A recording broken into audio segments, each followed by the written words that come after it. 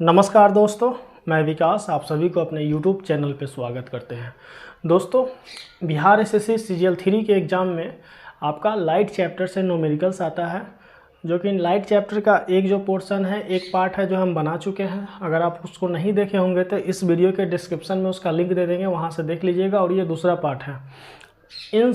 जो आज पढ़ा रहे हैं इसमें कम से कम जो है आपको एग्ज़ाम में 2 क्वेश्चन ज़रूर मिलेगा आपको देखने को, और न्यूमेरिकल भी है, इसका कुछ बेसिक कंसेप्ट भी है। दोनों पे जो है बात करेंगे और इससे आपको हर एग्ज़ाम में बेनिफिट मिलेगा। तो देखिए, सबसे पहले कि लेंस का जो फार्मूला होता है 1/f बराबर 1/v माइनस 1/u होता है। जो दर्पण का फार्मूला होता है 1/f बराबर 1/v प्लस 1/u होता है, लेकिन यहाँ पे क्या है, लेंस का फार्मूला है, इसलिए यहाँ पे माइनस हो जाता है। ठीक है। और आवर्धन यानी कि m को आवर्धन को m से लिखते हैं, तो आवर्धन बराबर होता है प्रतिबिंब की ऊंचाई बटा वस्तु की ऊंचाई। प्रतिबिंब की ऊंचाई को h डैश मानते हैं और वस्तु की ऊंचाई को h मानते हैं। ठीक है। और अगला होता है m यानी कि आवर्धन को v/u से भी लिखते हैं। ठीक है, दोनों फार्मूला होता है आवर्धन का। अगला होता है लेंस की क्षमता। तो देखिए दोस्तों, लेंस की क्षमता बराबर जो होता है 1/f होता है, यानी कि फोकल लेंस जो होता है इन्वर्स हो जाता है, उसी को क्या बोलते हैं, लेंस की क्षमता। और लेंस की क्षमता का ऐसा ही मात्रक अगर पूछा जाए तो क्या होता है, तो डायप्टर होता है। ये आपको एग्जाम से इससे क्वेश्चन भी आता है डायप्टर से। और दूसरा कि लेंस का क्षमता भी दिया हुआ रहता है और उसका फोकस दूरी बताना होता है, या फोकस दूरी दिया हुआ होता है, लेंस की क्षमता बताना होता है। ठीक है। और दूसरा चीज़ है, लेंस फोकस दूरी को हमेशा क्या चीज़ में मापा जाएगा, फोकस दूरी को मापा जाता है यहाँ पे। लेंस की क्षमता अगर निकालना हो तो फोकस दूरी को मीटर में मापा जाता है। तो P जो है यानी कि लेंस की क्षमता को P से लिखते हैं, उसका जो SI मात्रक होता है वो डायप्टर में हो जाता है। किस में हो जाता है, डायप्टर में हो जाता है। ठीक है।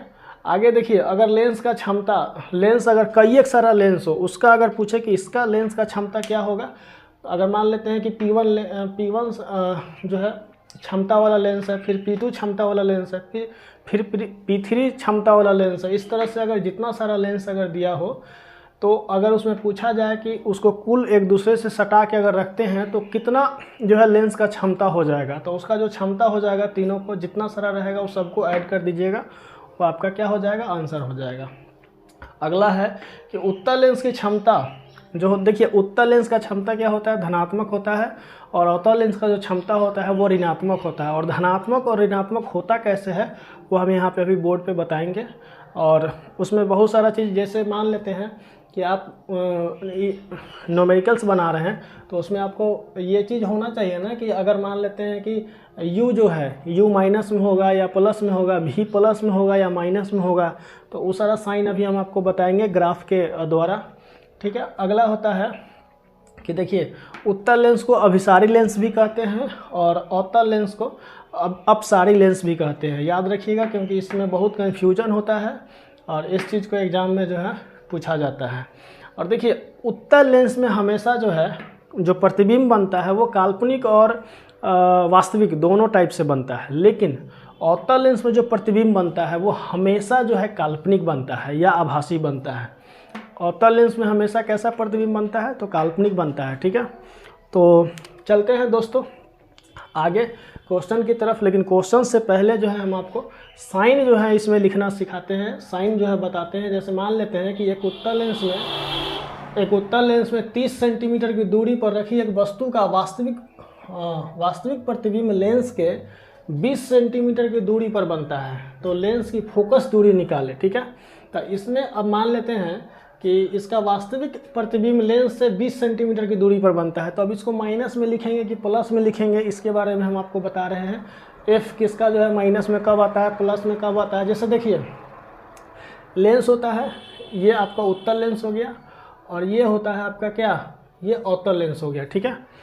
तो एक चीज़ देखिए, सबसे पहले ग्राफ आप जानते होंगे कि फर्स्ट क्वाड्रेंट है, सेकेंड क्वाड्रेंट है, थर्ड क्वाड्रेंट है, फोर्थ क्वाड्रेंट है। ठीक है। इसमें जो भी होता है पॉजिटिव होता है।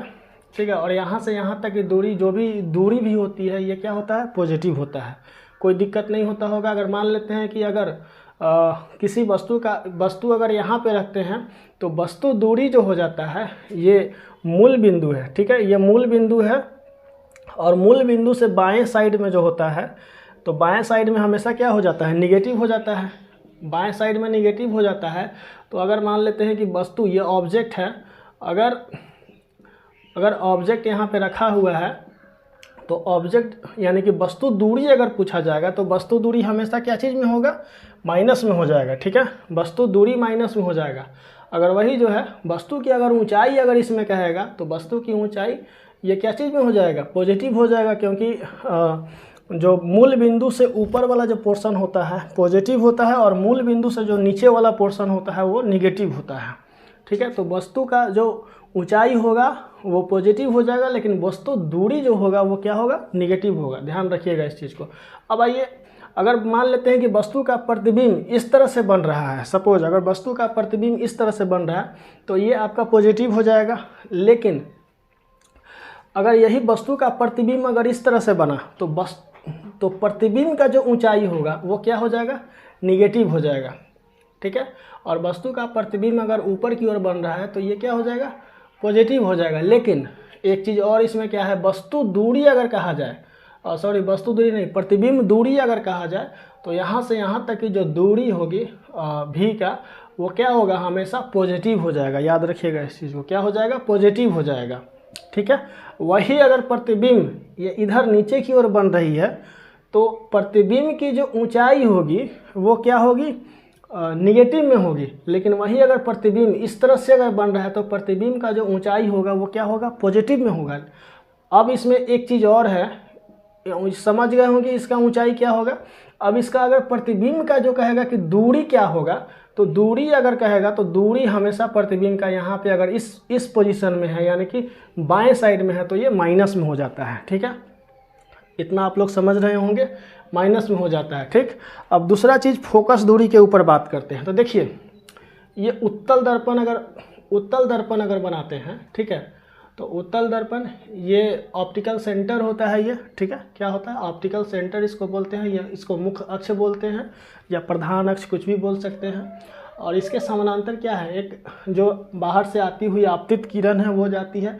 फिर यहाँ से जो है एक रेखा जो है, मतलब फिगर बनाने के लिए ये प्रवर्तित होती है। कहाँ से प्रवर्तित होती है, एफ से होकर के गुजरती है। तो आपका जो ये एफ हुआ ना उत्तल दर्पण के लिए, सॉरी उत्तल लेंस के लिए जो एफ हुआ ना, ये क्या हो जाता है, पॉजिटिव हो जाता है।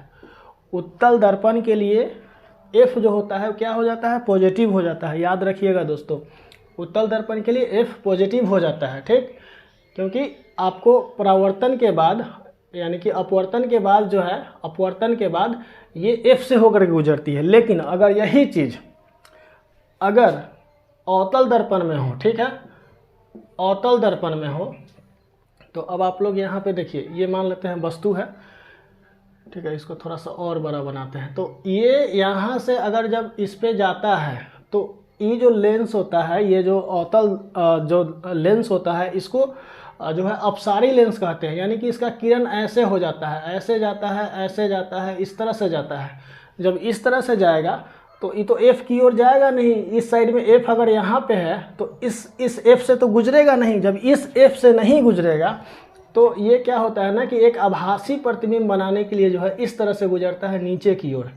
तो जब नीचे की ओर गुजरता है तो ये आपका फोकस हो जाता है किसका, अवतल लेंस का। जब अवतल लेंस का फोकस ये होगा तो ये हमेशा आप लोग देखिए कि किस साइड में है, मूल बिंदु से बाएं साइड में है। इसलिए अवतल लेंस का जो फोकस होगा वो क्या हो जाएगा, निगेटिव हो जाएगा। ठीक है, उम्मीद करते हैं कि आपको ये चीज़ समझ में आया होगा। अवतल लेंस का फोकस क्या हो जाएगा, निगेटिव हो जाएगा, और उत्तल लेंस का जो फोकस होगा वो पॉजिटिव होगा। इसलिए जो है जब आप डायप्टर में भी पढ़े हैं कि यानी कि लेंस की क्षमता में पढ़े हैं, लेंस का क्षमता भी इसीलिए जो है उत्तल लेंस का जो क्षमता होगा ये पॉजिटिव होता है, लेकिन अवतल लेंस का जो क्षमता होगा वो निगेटिव हो जाता है। ठीक है, चलिए अब आगे चलते हैं। आपको भी समझ में आ गया होगा, यू भी समझ में आ गया होगा, दूरी वस्तु की ऊंचाई, प्रतिबिंब की ऊंचाई भी समझ में आ गया होगा कि किसको कैसे लेना है।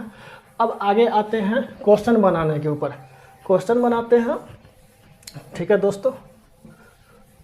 तो वीडियो को जो है आप लोग शेयर वेयर कर दीजिएगा दोस्त, क्योंकि वीडियो बनाने में मेहनत भी लगता है और इसमें ठीक है। और आपको ये फ़ायदे वाला चीज़ है ना कि आपको कोई एग्ज़ाम दीजिएगा, रेलवे दीजिए, एसएससी दीजिए, कोई भी एग्ज़ाम दीजिए, जिसमें भी पूछा जाएगा ये आपको ये साइंस से क्वेश्चन पूछा ही जाता है। चलिए दोस्तों अब आगे चलते हैं, अब क्वेश्चन के ऊपर चलते हैं। सारा चीज़ जो बेसिक कंसेप्ट है वो आपको बता दिए हैं। एक उत्तल लेंस से 30 देखिए एक उत्तल लेंस है, ठीक है।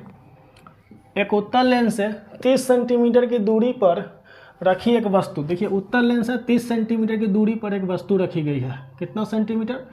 30 सेंटीमीटर की दूरी पर एक वस्तु रखी गई है। तो यहाँ पे u हमेशा क्या चीज़ में आ जाएगा? माइनस में आ जाएगा, यानी कि माइनस 30 सेंटीमीटर रखी गई है। वस्तु का वास्तविक प्रतिबिंब लेंस से 20 सेंटीमीटर की दूरी पर बनता है। वस्तु का जो है प्रतिबिंब क्या बनता है? वास्तविक बनता है। तो प्रतिबिंब जब वास्तविक बनेगा तो v बराबर क्या हो जाएगा? 20 हो जाएगा, प्लस में 20 लिखेंगे। वास्तविक बनेगा तो इधर बनेगा, ठीक है। तो जब वास्तविक बनेगा या तो ऊपर में है बने मतलब फिगर यानी प्रतिबिंब, या नीचे में है बने, दोनों में क्या हो जाएगा? दूरी तो कम से कम वास्तविक होगा, ठीक है। तो दूरी क्या हो जाएगा? वास्तविक हो जाएगा। अब आगे लेंस की फोकस दूरी निकालना है, ठीक है। लेंस की दूरी क्या निकालना है? फोकस दूरी। एक चीज़ आप लोग ध्यान दीजिएगा, यहाँ पे उत्तल लेंस बोला जा रहा है। उत्तल लेंस जब बोला जा रहा है तो फोकस दूरी हमेशा क्या चीज़ में आना चाहिए? प्लस में आना चाहिए, तब आपका जो है आंसर सही हुआ, नहीं तो क्या हो जाएगा? गड़बड़ हो जाएगा, ठीक है। तो देखिए सबसे पहले 1/f बराबर जो फॉर्मूला होता है वो क्या होता है? 1/v माइनस 1/u होता है, ठीक है। तो 1/f तो हमको f तो निकालना ही है। 1/v के जगह पे कितना रखेंगे? v हम लोग यहाँ पे लिए हैं 20, ठीक है, माइनस 1/u के जगह पे u माइनस 30 है, तो माइनस 30। अब देखिए ये माइनस माइनस मिल के वहाँ पे प्लस लिख सकते हैं। तो 30 और 20 कैल्शियम निकालेंगे, क्या आएगा? 60 आएगा, ठीक। तो इससे इसको लगाएंगे क्या बार में? 3 बार में। माइनस माइनस मिल करके प्लस हो जाएगा। 30 से क्या बार में? 2 बार में। तो 3 और 2 5, कितना हो जाएगा? 12 × 5 = 60, 1 जो है 12, ठीक है। 1/f यानी कि f = कितना आ गया? 12।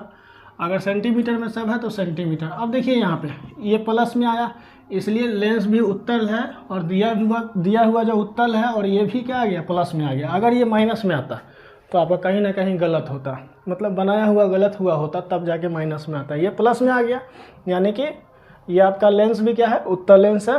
और f जो है इसका फोकस दूरी आपका आ गया 12 सेंटीमीटर। कोई दिक्कत नहीं हुआ होगा उम्मीद करते हैं। चलिए एक और क्वेश्चन है, उसमें सारा चीज़ जो है आप लोग ये सब जो है ना कर लीजिएगा, क्योंकि बहुत ज़रूरी है। अगला जो क्वेश्चन है उसको देखते हैं।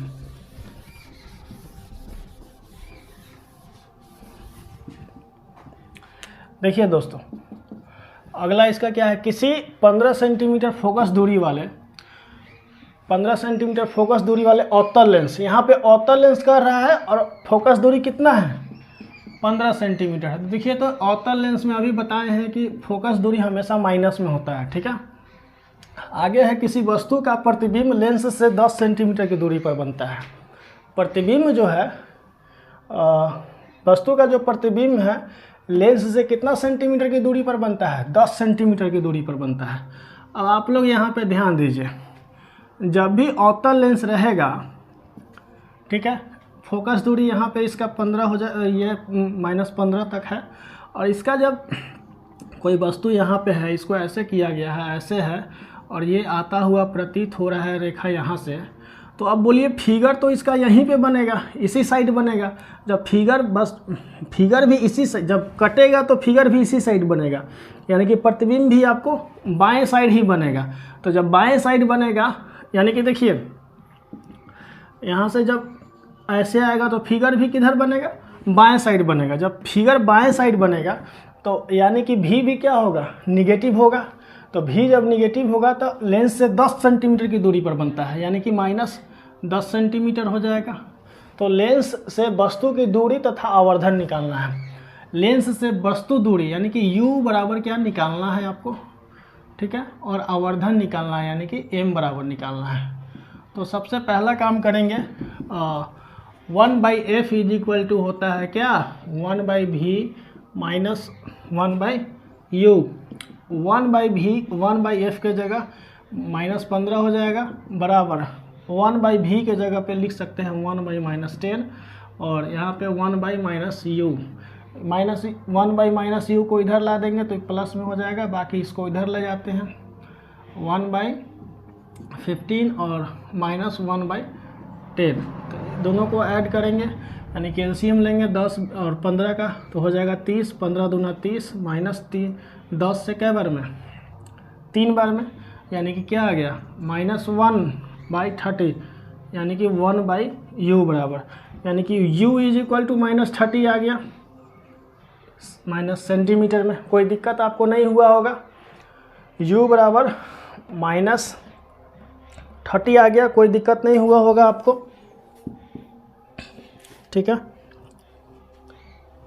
अब यहाँ पे देखिए m बराबर जो है निकालना है एक अगला, m बराबर क्या लिखवाए हैं आपको, v/u, तो देखिए तो v कितना आया है, v -10 आया है, u कितना आया है, u आपको आ गया है -30 आ गया है, इससे ही कट जाएगा, इससे ही कटेगा 1/3, यानी कि इसको लिख सकते हैं 0.333 ऐसे ऐसे, यानी कि ये आपका क्या हो गया, आवर्धन बराबर हो गया, आवर्धन बराबर